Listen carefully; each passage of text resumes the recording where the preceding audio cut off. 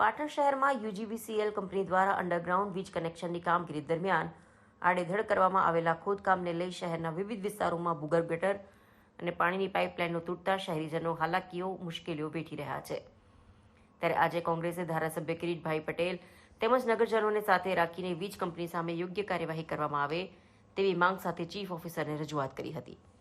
સમગ્ર પાટણ શહેરમાં અંડરગ્રાઉન્ડ વીજ કનેક્શનની કામગીરી હાલમાં યુજીવીસીએલ દ્વારા પૂરજોશમાં ચાલી રહી છે. ત્યારે યુજીવીસીએલ કંપનીના કોન્ટ્રાક્ટર દ્વારા વીજ લાઇન નાખવા માટે ઠેર ઠેર ચાવડા આવી રહ્યા છે, જેમાં ભૂગર્ભ અને પાણીની પાઇપલાઇનો તૂટવા છતાં યુજીવીસીએલ દ્વારા તેનું સમારકામ સમયસર નહીં કરાતા હાલમાં પાટણ શહેરની હાલત બદતર બની છે. ત્યારે આ બાબતે આજે પાટણ કોંગ્રેસ દ્વારા સ્થાનિકોને સાથે રાખી રેલી યોજી ચીફ ઓફિસરને લિખિતમાં આયોજનપત્ર આપી રજૂઆત કરી હતી કે પાટણ શહેરમાં ગેરકાયદેસર અને બિનપરવાનગી વગર ચાલતા રોડના ખોદકામોને તાત્કાલિક અસરથી અટકાવવામાં આવે તેમજ તમામ રોડ ખોદકામ કરતા કોન્ટ્રાક્ટર તેમજ એજન્સી પર યોગ્ય શરતો લાગુ કરવામાં આવે તથા ખોદકામ દરમિયાન જે તૂટી છે તેનું સમારકામ પૂર્ણ થયા બાદ જ નવી કામગીરી શરૂ કરવામાં આવે તેવી માંગ કરી હતી.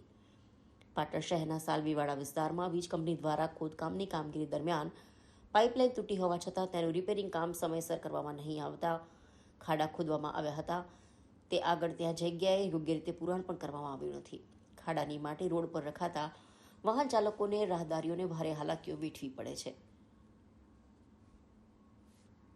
કેટલાય સમયથી આ જીબીનું કામ ચાલી રહ્યું હોય અમારા વોર્ડમાં સાલવીવાડા વિસ્તારમાં ઘણા સમયથી 15 દિવસ પહેલાંથી જીબીનું કંઈ કામ થયું છે અને એનાથી કંઈ ખાડા પડ્યા છે. એના કારણે જે વિસ્તારમાં તકલીફ ઊભી થઈ ગારો કીચડ અને એ પાણીનું આજ સુધી કોઈ પણ જાતનું નિરાકરણ થયું નથી અને વારંવાર રજૂઆત કરવા છતાં પણ નિરાકરણ નહોતું થતું. તો આજે અમે બધા અમારા વિસ્તારના લોકો મળી અને સીઓ સાહેબને રજૂઆત કરવા આવ્યા કે ભાઈ અમારે આ સમસ્યાનું આ જીબી જે કામ કરે છે એ તોડીને જાય એનું સમાધાન તમે કરી આપો એવી એક રજૂઆત કરવા અમે આખો વિસ્તાર ભેગા થઈ અને નગરપાલિકામાં સીઓ સાહેબ જોડે આવ્યા. પાટણ શહેરમાં નગરપાલિકાનો વહીવટ દિન પ્રતિદિન કઠોરતો ગયો છે.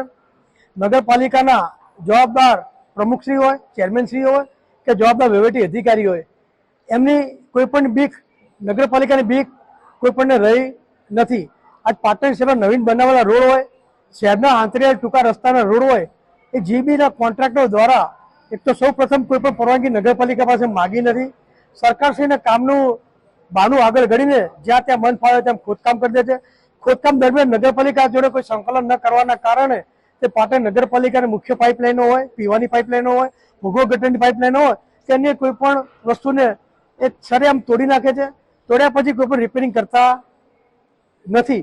જીબીના અધિકારીઓને ગરમી તો એટલી બધી છે કે સામાન્ય પ્રજાને ગાંઠતા પણ નથી.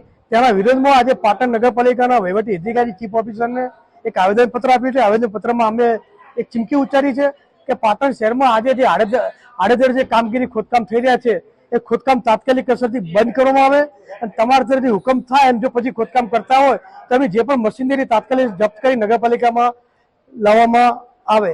નગરપાલિકાના નિયમ મુજબ એમને સંકલનમાં સાથે રાખીને એમની જવાબદારી ફિક્સ કરીને પાટણના વિકાસ માટે જો કામગીરી કરવામાં આવશે તમે કોંગ્રેસ પક્ષ એમની સાથે છીએ. પણ જો હુકુમથી પાટણની પ્રજાને બાનમાં લઈને જો કામગીરી કરવામાં આવશે તો અમે કાયમી અને સદન એમનો વિરોધ કરીશું. હાલમાં પાટણ શહેરમાં યુજીવીસીએલ દ્વારા અંડરગ્રાઉન્ડ કેબલિંગની કામગીરી ચાલુ છે. યુજીવીસીએલની એજન્સી દ્વારા અંડરગ્રાઉન્ડ કેબલિંગની કામ કરતી વખતે નગરપાલિકાની પાણીની પાઇપલાઇનો, ગટર લાઈનો વગેરે તૂટી જાય છે. હવે જે આ પાણીની પાઇપલાઇન અને ગટરની લાઈન તૂટી જાય એ સમય મર્યાદામાં રિપેરિંગ કરવાની જવાબદારી યુજીવીસીએલ અને તેની એજન્સીની છે, પરંતુ તેમના દ્વારા કરવામાં આવતી નથી, જેથી પ્રજાજનોને હાલાકી પડી રહી છે.